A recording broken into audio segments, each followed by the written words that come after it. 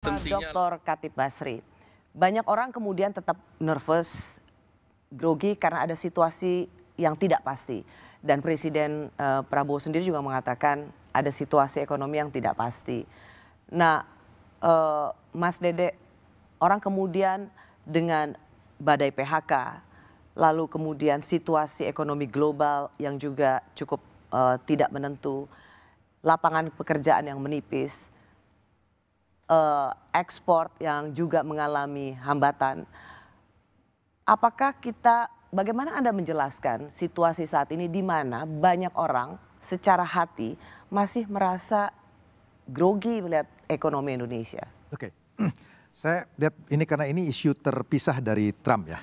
Karena saya mesti mengatakan bahwa ekonomi kita di dalam 10 tahun terakhir itu stagnan di 5%.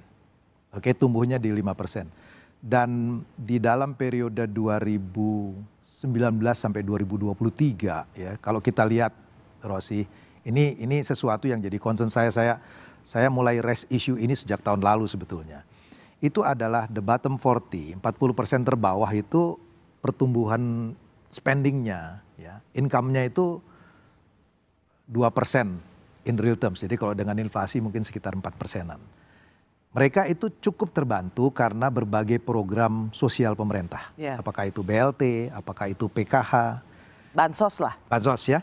The top 15% itu mengalami pertumbuhan yang cepat sekali. In real terms itu 4%.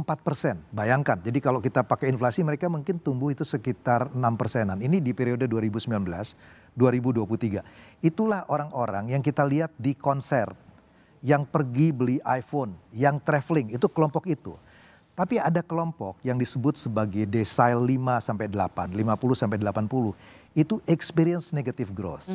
Jadi ini makanya saya katakan isu mengenai kelas menengah itu adalah isu yang serius. Kenapa saya katakan begini?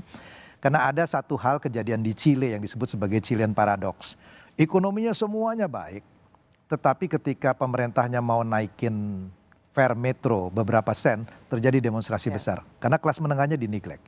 Nah, saya kira kita juga harus realistis dan melihat situasi ini. Bahwa ini adalah situasi yang harus diadres. Makanya saya bilang kita juga tidak di dalam posisi denial. Makanya Anda, Rosi, kalau ingat pada waktu awal Januari ketika pemerintah mengeluarkan stimulus, salah satu yang dipropos oleh DEN itu adalah membuat electricity bills, ya, tagihan listrik itu sebetulnya kita minta berapa bulan itu gratis. Karena ditaruh di bawah 2.200 itu adalah mereka yang ada di desil 5-8 supaya purchasing power-nya naik.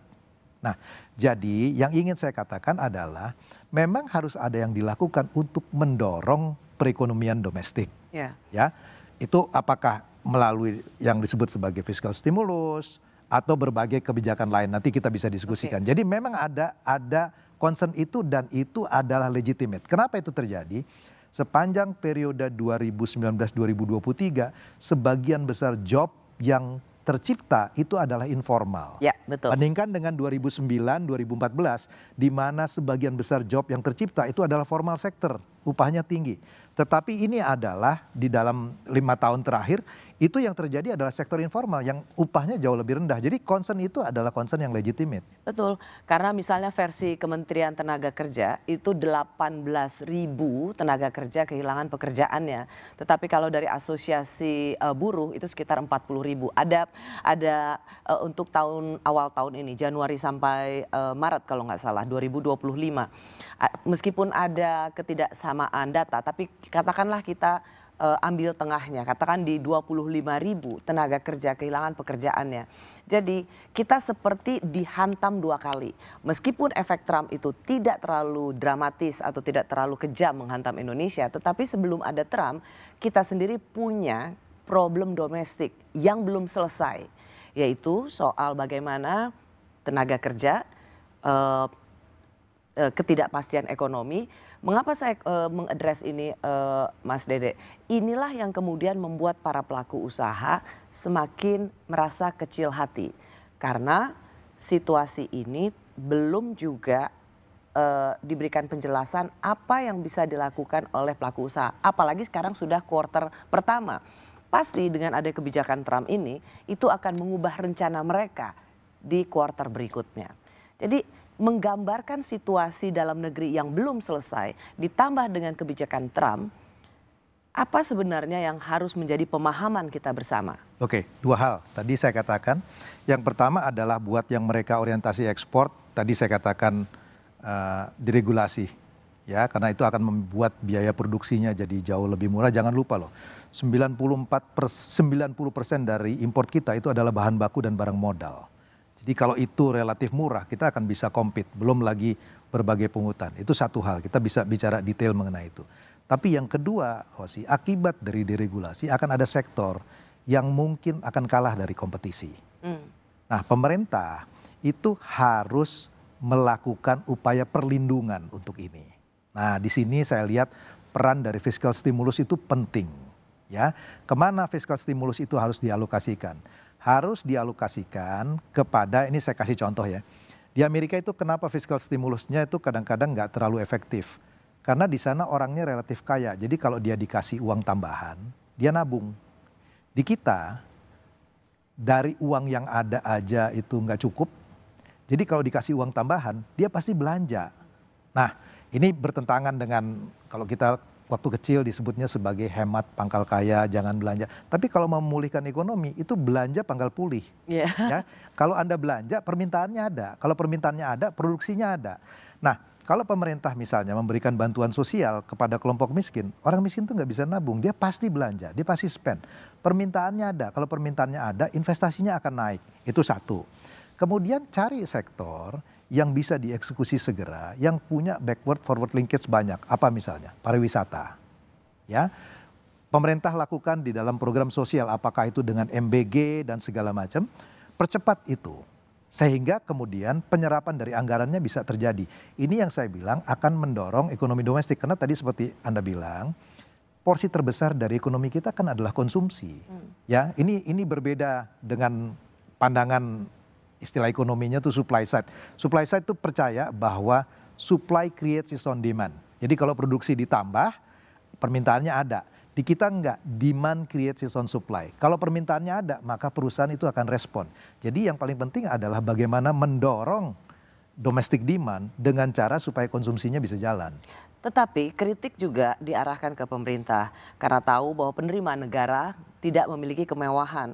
Tetapi kita juga tahu bahwa banyak program prioritas yang ingin segera digulirkan, MBG misalnya. Tidak ada yang salah dengan MBG, itu adalah tugas negara yang mulia untuk memberikan makan kelompok marginal, kelompok-kelompok prasejahtera. Tetapi problemnya adalah skala prioritas, sehingga dan kemudian danantara. Saya ingin merangkum dengan cepat bagaimana pertanyaan dan skeptisme melihat bahwa situasi ekonomi ini dianggap masih belum jelas karena penerimaan negara tidak terlalu bisa mewah, tetapi banyak sekali program yang ingin digelontorkan. Ada MBG, ada Danantara, ada Koperasi Merah Putih, ada perumahan 3 juta perumahan, sehingga orang melihat bahwa apakah sebenarnya kita ini sedang membangun sesuatu yang nggak real. Padahal pandangan orang tentang apa yang dikerjakan pemerintah itu kan penting untuk menjadi fondasi confidence atau kepercayaan. Oke, saya ngomong sebagai seorang yang pernah jadi Menteri Keuangan ya. Anchor kita itu adalah defisit anggaran. Tidak bisa lebih dari 3%. Ya, udah dikunci di undang-undang. Persis. Dan Anda waktu itu hadir di Sarasehan, statement yang paling clear dibuat oleh Menteri Keuangan Sri Mulyani adalah saya akan jaga defisit anggarannya di bawah 3%. Sisanya itu soal realokasi. Dan jangan lupa bahwa angka pajak terakhir itu sudah mulai ada peningkatan. Tapi lepas dari itu, yang saya ingin katakan adalah kekhawatiran orang itu kalau kemudian fiskalnya jebol. Ya kan, lewat dari 3%. Tapi karena sudah dikunci, maka yang terjadi nanti adalah soal realokasi aja. Ke sektor mana? Nah, yang saya ingin sampaikan di sini sebetulnya adalah di dalam situasi seperti ini, yang paling penting dia dialokasikan kepada sektor yang multipliernya tinggi. Satu, kemudian executable segera. Karena kita butuh sesuatu itu bisa di-disburse. Karena kekhawatiran saya begini Rosi ya, ini kayak orang pinjam uang dari bank, uangnya udah diturunin, harus bayar bunga, tapi investasinya belum ada. itu kan berarti kan kita negatif carry, kita bayar bunga tanpa ada. Nah kalau kemudian itu bisa dipercepat, spendingnya bisa dipercepat, executable, saya kira sebetulnya isu mengenai concern mengenai fiskal itu akan bisa diadres dan pertumbuhan ekonominya bisa didorong. Tentu saya ingin katakan share dari fiskal terhadap GDP kita itu relatif kecil. Jadi yang paling besar sebetulnya yang paling penting itu adalah private sector, investment. Nah musuhnya private sector apa? Tadi saya bilang ketidakpastian. Kalau peraturannya sebentar berubah, ya managing birokrasi itu yang sebetulnya makanya saya bilang apa yang disampaikan kemarin oleh pemerintah dengan diregulasi itu adalah sesuatu yang luar biasa. Oke, kalau gitu menjawab pertanyaan saya sebelumnya. Jadi ketika ada orang bertanya-tanya, ini jebol nggak sih APBN kita karena begitu banyak program ya, dengan biaya yang besar dan ingin digelontorkan dengan cepat. Saya mencatat apa yang dikatakan atau saya mengingat apa yang sangat digarisbawahi oleh Menteri Keuangan. Semua program prioritas pemerintah itu sudah masuk dalam APBN. Artinya memang Menteri Keuangan memberikan jaminan bahwa apa yang penting itu sudah dianggarkan. Sesuatu yang mungkin ini kalimat saya yang belum prioritas. Meskipun itu dibilang, oh sekian juta ini. Ya kalau misalnya itu belum jadi prioritas, ya itu tidak akan dianggarkan dalam APBN. Kira-kira mungkin seperti itu ya. Untuk menjamin tingkat confidence bahwa ini bakal jebol apa enggak. Percayalah bahwa semua program-program prioritas yang memang dianggap penting, itu sudah menjadi bagian dari APBN. Dan tidak akan jebol. Betul, karena itu adalah undang-undang. Ya. Jadi nggak bisa dilanggar kan. Jadi soal realokasi nanti prioritasnya tentu keputusan dari kabinet ya. Tetapi yang saya mau bilang adalah kekhawatirannya adalah apakah fiskalnya akan lebih dari 3%? Jawaban saya adalah enggak. Rupiah sudah 17.000 dan itu udah menembus batas psikologis. Lalu kemudian ada situasi ketidakpastian. Apakah ekonomi Indonesia kita gelap? Gini ya, saya jawab. Waktu saya meninggalkan kabinet tahun 2014, itu rupiah kita 11.200 Rosi. Oke. Terus kemudian sebelum kejadian Trump berapa? Di sekitar 16.000. 16 ribuan. Dalam 10 tahun tuh kita depresiasi berapa? 47%. Saya nggak mau bilang ya, saya nggak mau katakan bahwa nggak apa-apa. Kita nggak krisis juga.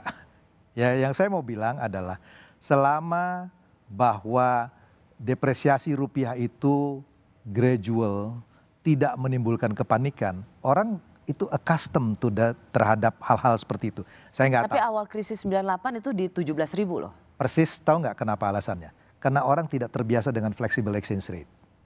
Jadi mungkin sekarang orang, saya nggak tahu, itu jangan-jangan sebagian cukup happy sebetulnya kalau rupiahnya melemahkan, dia udah taruh di dalam US dollar. Jadi portfolionya itu sudah dibagi. Orang tuh accustomed terbiasa dengan fluktuasi. Yang harus dijaga adalah pelemahan rupiah itu punya dampak inflationary. Karena banyak barang import dari kita itu import. Itu yang punya efek kepada kenaikan harga. Makanya tadi saya bilang bantalan sosial itu jadi penting. Saya tidak mengatakan bahwa kurs itu tidak penting ya. Bank Indonesia selalu hadir di pasar ya. Bukan untuk pegging the level tapi yang namanya smoothing the volatility. Karena buat bisnis itu yang paling penting adalah stabil sebetulnya. Yang paling bahaya itu kalau rupiahnya anjlok seketika. Nah tahun 98 kenapa itu terjadi? Itu orang tidak terbiasa dengan flexible exchange rate. Dia pinjam uang di dalam US dollar. Kemudian dilakukan di dalam investasinya dalam rupiah. Begitu rupiah dilepas tiba-tiba utangnya naik. Sekarang itu hedging dilakukan. Jadi saya lihat ini angka yang paling ini Anda, Mas Dede, Anda sedang tidak tidak sedang hanya ingin menghibur bahwa tenang 17.000. Saya sama sekali nggak mengatakan bahwa depresiasi rupiah itu nggak penting ya. Maksudnya nggak ada soal. Selama itu sejalan dengan region, karena jangan lupa loh. Kalau rupiah itu depresiasinya lebih kecil dibandingkan mata uang di region, akibatnya itu rupiah jadi sangat mahal. Kita nggak bisa compete loh, ya. Tetapi juga jangan depresiasinya jauh dibanding mata uang regional. Jadi selama itu dia di dalam proses yang normal, itu sebetulnya sesuatu hal yang menurut saya itu juga bisa menjaga competitiveness ekspor kita gitu. Jadi kalau orang kemudian menganalogikan atau menyamakan dengan apa yang terjadi rupiah sebelum di krisis 97, Anda mengatakan ini sama sekali situasi yang berbeda meskipun sama-sama diawali dengan rupiah 17.000. Sangat berbeda Rosi, karena begini, Awal dari krisis 98 itu adalah karena interest rate domestik itu mahal, di luar murah. Jadi orang pinjam uang dari luar, short term external borrowing, pinjam di sini, bikin proyeknya dalam rupiah, revenue-nya rupiah, utangnya dibayar dolar. Ketika Bank Indonesia lepas exchange rate-nya, tiba-tiba utangnya nggak bisa dibayar karena naik besar sekali. Ketika dia tidak bisa bayar, terjadilah krisis perbankan. Banknya macet. NPL kita saat itu 27%. Non-performing loans kita saat ini adalah 4%. Orang itu sudah lakukan naturally hedge. Kemudian yang kedua, jangan lupa, inflasi di tahun 1998 itu 60% akibat dari rupiah yang jatuh. Kemudian ada El Nino. Sekarang kalau kita perbandingkan, saya bicara mengenai angka, inflasi kita ada di kisaran sekitar 2%, 2%-an, 3%-an, ya. Kemudian interest rate kita pada waktu itu karena 60% inflasinya ditaruh di 80%. Ya macet lah. Orang nggak bisa bayar balik lah. Kalau 80% siapa yang bisa bayar? Sekarang interest rate kita ada pada kisaran sekitar 7%-an. Di sini kalau lihat bond yield sekitar 7%-an. Saya tidak mengatakan karena orang tidak pernah tahu krisis kapan terjadi. Selalu ada black swan. Tapi kalau lihat dari indikator itu, selama managing economic policy-nya benar, mestinya nggak terjadi 98. Kami kembali sesaat lagi.